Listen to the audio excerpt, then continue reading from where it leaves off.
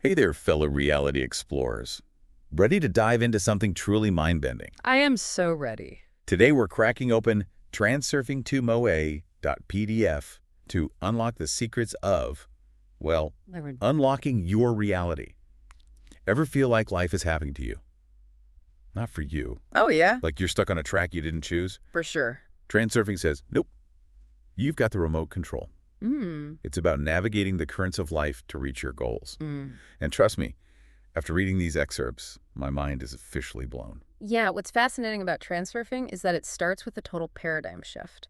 It says reality isn't fixed, but fluid, a space of infinite possibilities, what the book calls the space of variance. Okay, space of variance. I like the sound of that. It's like instead of one fixed reality, there are endless versions of our lives playing out simultaneously. Is that what the book is getting at? Precisely. Imagine a massive film reel, but instead of one movie, it holds every possible variation of your life, every choice you could make, every path you could take. It's all there in the space of variance. Wow, okay. So if we're not just stuck on one predetermined track, what's stopping us from hopping over to the dream life reel? Hmm. That's where the concept of the pendulum comes in. It's those external forces, societal expectations, fears, doubts, that try to keep us in line, drain our energy, and prevent us from tapping into our full potential. Ooh, the pendulum. It's like that feeling when you're stuck in a rut, doing things out of obligation, not real desire. You ever get that feeling? All the time. Like you're living someone else's script? Exactly. And the more we buy into those external pressures, the more we feed the pendulum, giving away our power to choose. So how do we break free? How do we silence those external voices and start calling the shots in our own lives? That's where intention comes into play. Transurfing suggests it's not enough to just wish or dream. It's about aligning your energy with the reality you want, with unshakable certainty. This reminds me of a line from the book that really struck me. The apples themselves will fall from the sky. It's not about struggling to climb the tree, but shifting our inner state, our belief, to a place where receiving those apples feels inevitable. Powerful stuff. Absolutely. It's about trusting the process, releasing the need to control every detail, and instead aligning your energy with what you desire. Okay, this is where it gets really interesting for me. We've got this space of variance, infinite possibilities. But then there's the pendulum trying to hold us back. Yeah. And our intention is the key to breaking free. But how? How do we actually do that? The book mentions something called sliding. Is that the secret sauce here? Sliding is like, using a remote control to choose a different reality. It's about shifting your perception and energy to align with the life you want, like tuning into a specific radio frequency. And get this, the book shares the author's own story, how they use these principles to overcome challenges and achieve their goals. Talk about walking the walk. So it's not just theory. There are real-life examples of this actually working. Okay, now I'm really hooked.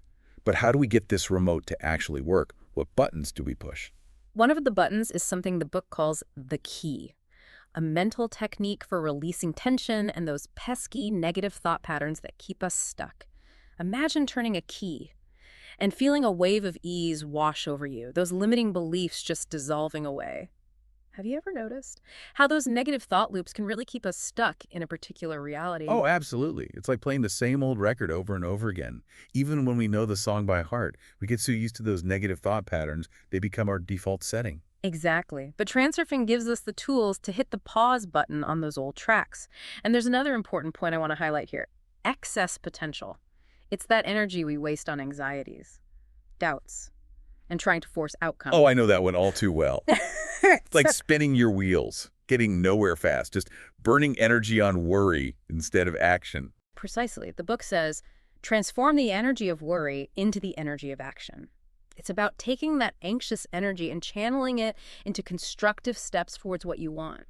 Instead of dwelling on the what-ifs, focus on the what can I do? Okay, so less overthinking, more doing. I can get behind that. But with so many possibilities in this space of variance, how do we know if we're on the right track? Transurfing calls it the lucid glance, a heightened awareness of the subtle signs and synchronicities that guide us toward our goals. It's like the universe is sending us little winks and nudges, but we have to be paying attention to notice them. So as we start shifting our energy and perception, we might start noticing things we hadn't before. almost like our reality is rearranging itself to match our new frequency. Precisely. It's about becoming aware of those subtle shifts in our experience, those moments of serendipity, unexpected opportunities, things falling into place effortlessly. It's like our perception adjusts to match the reality we're aligning with. Okay, I have to admit, this is all starting to sound pretty amazing, but how do we actually apply these principles to our everyday lives? It's one thing to understand the concepts, but another to put them into action. Right, absolutely. And that's where transurfing gets really practical. For instance, think about how you approach goal setting. Instead of getting bogged down in forcing outcomes, transurfing distinguishes between intention and determination. Okay, so intention is about setting our sights on what we want, while determination, in this context, is more about trying to control every little detail, trying to force things to happen our way. Exactly. It's like the difference between ordering food at a restaurant and going into the kitchen to micromanage the chef. We trust that the food will arrive because we place the order.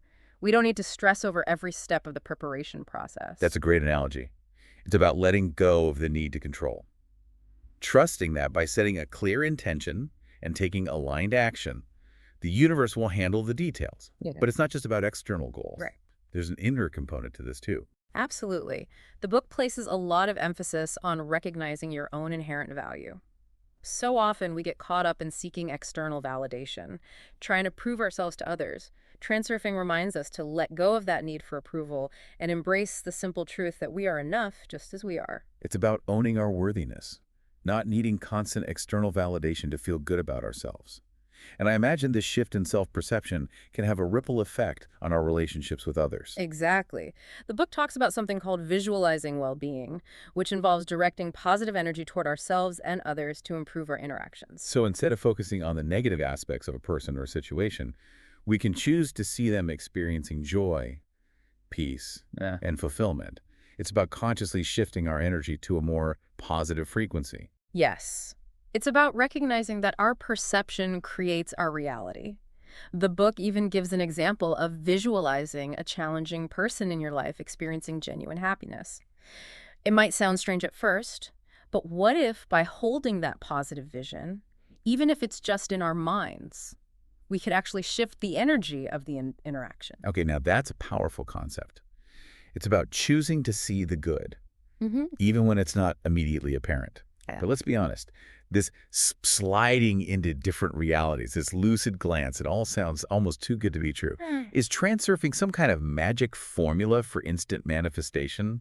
It's tempting to think that, right? Like, sign me up for the easy button. Right. But I get the feeling that transurfing isn't about instant gratification or some magic wand we wave. No, not at all. It's more about making a conscious choice. Absolutely. To shift our perception, Yes. our energy, which, let's be real, takes time. It does. I It agree. really does. The book actually talks about that a lot. It emphasizes that this is a journey of self-discovery, not a race to the finish line. Right. It's more like, okay, we're weaving these principles into our lives, into our routines, becoming more mindful Exactly. in our thoughts, in our reactions, how we interact with the world. I love that word weaving because it's not like you become a transurfing guru overnight, right? It's about, noticing when we're caught up in the pendulums game. Oh, there it is. The pendulum. Back to haunt us. Always there, Yeah. lurking. Right. Those external pressures, those negative thought patterns. And then consciously choosing, okay, to take a step back, recenter ourselves, and realign with our own intentions. Yeah, it's like we're taking back the control Yes. that the pendulum tried to take from us. It's a real shift in mindset, isn't it? It is. It's like, I don't know, it's like we've been handed these blinders, and transurfing is about taking them off That's a great way to put it. and seeing the world Yeah. and our place in it with fresh eyes. Yes. And realizing that we have so much more agency than we think we do. We get so caught up in feeling like we're passengers on this wild ride called life, but transurfing is saying, hey, you're not just along for the ride. You're actually the driver. We are powerful You're beyond measure. That's what I'm getting from this. exactly. Wow. This deep dive has been a wild ride in itself. I like what you did there. I feel like I've been handed not just a map, but a whole toolkit for navigating life's challenges. And the tools are within you already. That's the best part. And creating a reality that feels more aligned with my true self. You know what I mean? Absolutely. And that's what I love about sharing these concepts, seeing them resonate with people and spark that sense of possibility. It's like you start to realize that maybe, just maybe, we're capable of so much more than we've been led to believe. 100%. So, as we wrap up this incredible deep dive into transurfing, I want to leave you with a question. It's been echoing in my mind since I first encountered this work. What if the impossible is actually possible? What realities might we unlock by exploring the principles of transurfing? Such a great question. What do you think? I think it's an invitation to really examine those beliefs, those limitations we've placed on ourselves, and start to ask, what if? What if? What if indeed? What if this is just the beginning of something truly extraordinary? The journey of 1,000 miles begins with a single step, right? That's right. Maybe the journey of transurfing starts with that first choice, that first step towards seeing the world and our place in it with fresh eyes. Thank you for joining us on this incredible exploration, and until next time, keep diving, keep questioning, and keep unlocking the infinite possibilities within you.